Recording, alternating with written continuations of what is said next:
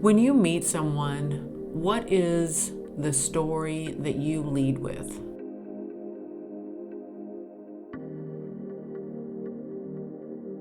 This is Tracy with Tracy Talks, a podcast about life, looking at life from a new perspective to gain wisdom and understanding in hopes to know yourself more. So I've been working with someone on a professional level, and I know that I am Gen X. A lot of times I fit into the typical meme of Gen Xers. We drank out of the hose and we didn't die. We rode in the back of trucks and luckily didn't die. And there were a lot of things that we experienced being Gen X, and we survived. And we don't lead with all of those challenges. I have been negotiating a professional agreement with someone, and I don't lead with my personal story. And I don't lead with it because we all have things.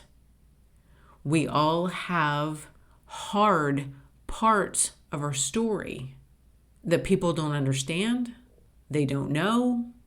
Do they need to know? Do they need to know all of the excruciating circumstances that I walk through? And I don't lead with it. And maybe that's because I'm Gen X. I don't know. I'm legitimately putting this out into the ethers because I was, like I said, working with someone of a different generation, and they were leading the negotiations with an emotional bid. They had shared their situation and their experiences into the transaction. And I see when somebody does that, when they add emotions into a transaction, they're hoping to influence the outcome.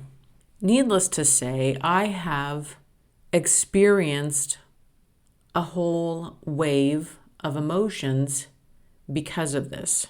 And I simply find it interesting that a lot of people, and I can generalize here and I can project that these younger generations seem to want sympathy and want these excruciating circumstances that they are facing. They want it acknowledged how hard it is, and want that somehow acknowledged in their agreements.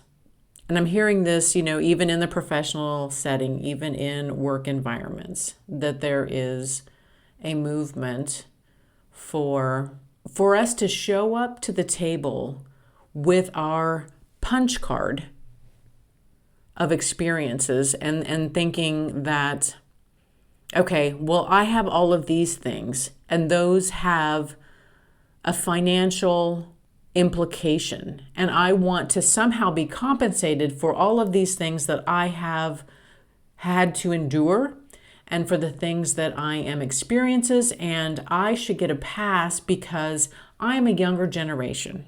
I've also read on the internet where there is a clash within professional work environments because of people like me, the Gen Xers, who seem to have no sympathy for feelings and emotions. And I'm going to push back on that. I'm going to push back on that because I have feelings and emotions.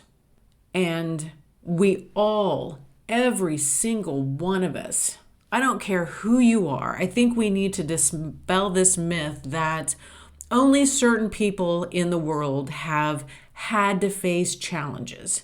Everybody has. Everybody has had to come to terms with something that they have experienced, that they're currently experiencing, and that you just have to put your pants on. You have to put your clothes on. You have to get up. You have to face the day.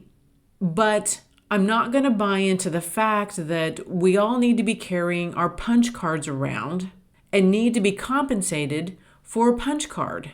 And someone may see this as a privilege. I don't know. That's how this conversation could be perceived as. You have a privilege. But I want to stress that everybody has had to endure something. And do we really want to sit around and focus on our punch cards? Well, I've had to endure this, and I had to go through this, and I did this, so that equates to me getting this. I don't know. I guess I don't want to lead with that. I don't want to lead with my challenges in life. I don't want to lead with everything that I've had to endure. I want my punch card to be filled with, this is who I am. These are my strengths. This is what I love. This is what I want. This is my hopes. These are my dreams. I don't want to lead with my punch card of you owe me because I had these feelings. I have to endure this. I've had it so hard. I don't want my punch card showing the worst things I've had to go through in life. I want to lead with my punch card that says, yeah, I'm strong. I'm capable. I show up. I don't know. This exchange has created a flood of emotions and how different generations approach life. And I don't have the answers. I just find it interesting that somebody was coming to a professional agreement, trying to persuade the outcome based on circumstances. I think it's dangerous for us to automatically assume that people haven't endured horrific circumstances. They don't share it. They don't ask for you to give them special treatment. And like I said, I don't have the answers here. All I have is a situation that is providing me enormous amounts of feedback, and it makes me wonder where we're moving and what is the correct way to navigate through these difference of generations. And even when I look at my parents and grandparents who worked tirelessly to create the life that they wanted. They didn't live extravagantly. We didn't eat out as kids. We didn't spend money we don't have. And yet there are younger generations coming up who want to start out in the same place where many generations ended up. I don't know.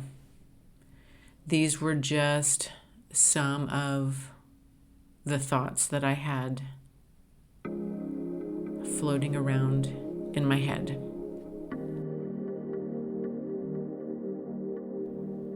Thank you for listening to this podcast of Tracy Talks.